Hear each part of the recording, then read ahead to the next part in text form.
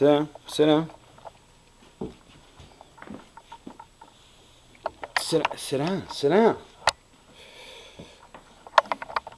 Take your water. Take your water. Water.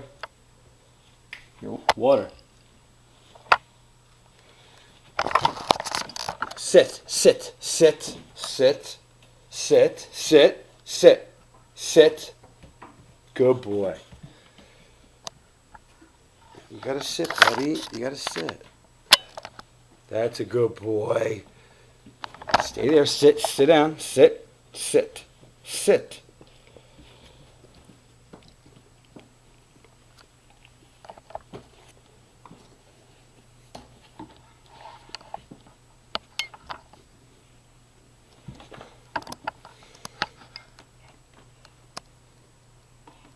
No.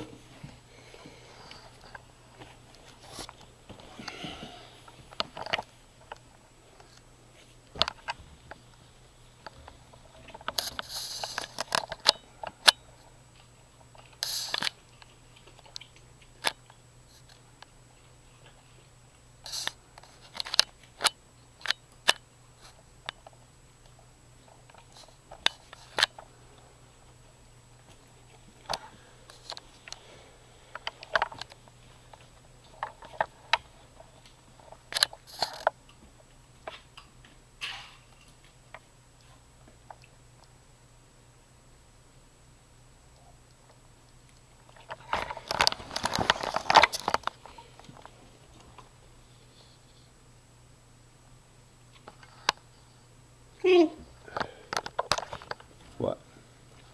Let me pet you?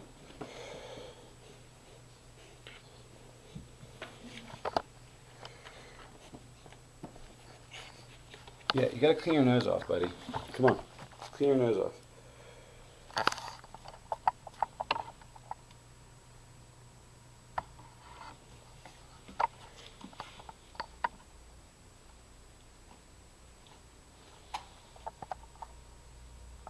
Tramp. Good boy. Here, come on.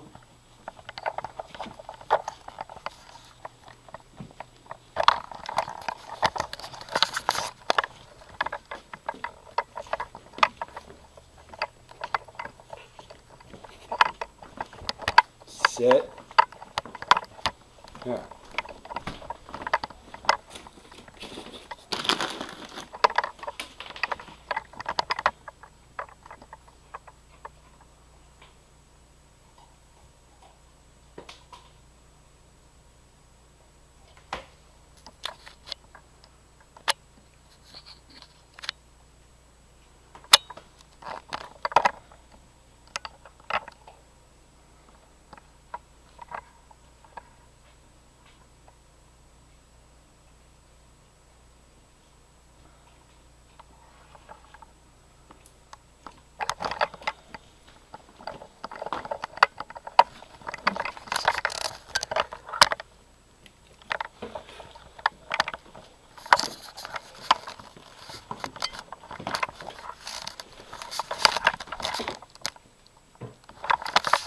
Okay.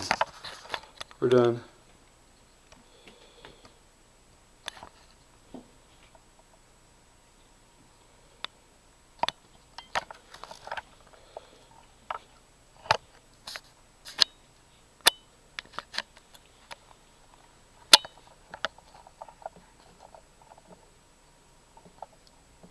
Trap.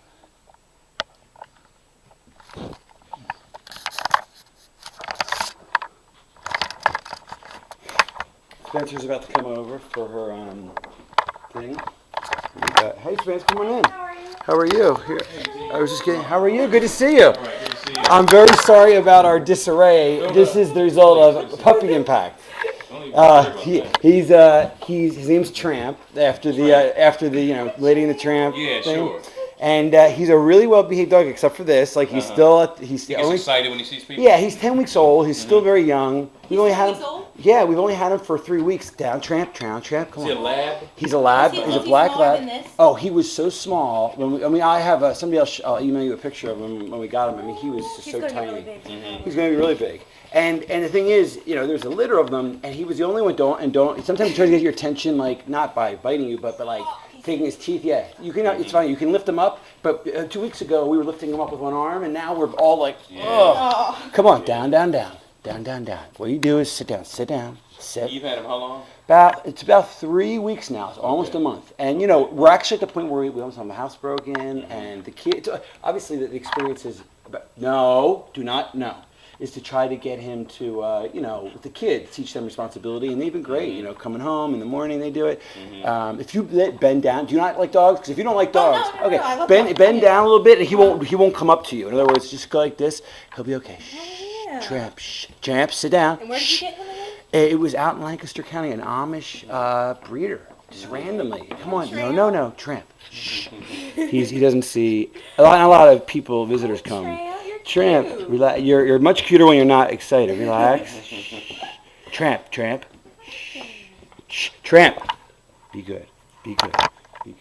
So how are you guys doing? Good? Fine, yeah. So what we're going to do is, have you heard about this? Gloria's going to come pick me up. Okay, good. You have to run? Okay. And she's coming to get me, so I won't stay long. Okay, I was going to tell you, did you hear about this Haverford thing that kind of came up, this Haverford documentary? No. Okay.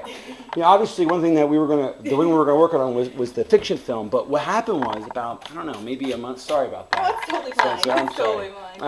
But about, I guess it was exactly 5 weeks ago, I discovered through actual people I was raising money with for my films I spoke to you guys about, I found out that Haverford School is the #1 lacrosse team for boys. I didn't know that. Okay. I don't know where I've been on Mars, but I didn't know that. And that's a pretty big deal. Sure. I mean, Haverford School, a prep school being nationally #1, sure. ESPN, everyone ready to... No, do not use your teeth. No. So anyway, I went to the coach. I brought him the last game.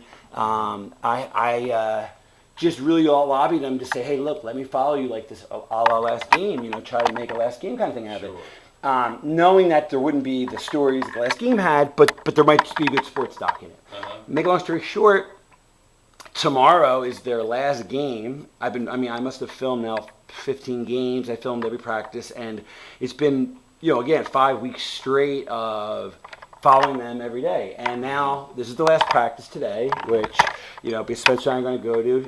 I mean, this is what's great about your timing in terms of seeing how docs made. You're going to just get the very tail end, which is enough to see it all. You're not going to be have to be bored by relentless practices. You're going to see one practice today. Tomorrow, if you want to help me with the game, then it's over. And then I do some interviews post-season. And then I put it together, and then I try to listen to ESPN or whomever, okay? It's just like the last game. But the thing is, besides being #1, the coach had cancer and beat it. There's a couple real human stories here. So it's beyond lacrosse. It's beyond the game. And although my goal with this is, lacrosse, I don't know if you know this, is the fastest growing sport in America. No. And it's the oldest sport in America, which are two facts I did not know when I played lacrosse. So I thought that was odd. I was like, wait, I had no idea it was the fastest growing, and I had no idea it was the oldest, but it was. So anyway, come here, Trent. He's still doing that. I think that culturally there's a chance, in terms of the media, nothing's been done in the media on lacrosse. So if you could make a movie that bridges the gaps that someone in Texas could watch, understand lacrosse in the beginning of the movie, watch Haverford and see them do so well, then it would be meaningful. If it was just for lacrosse people, that's limited. So the idea here is to make a film about lacrosse, then Haverford. So I think it's kind of, how many sports are there out there that have the paradox of being the fastest growing and the most unknown? Yeah, not many. Sure. If it's a squash, it'll never be well known, no matter how much it grows. If it's cricket, this has got a chance. Oh my God, he's a puppy. Thanks for catching that.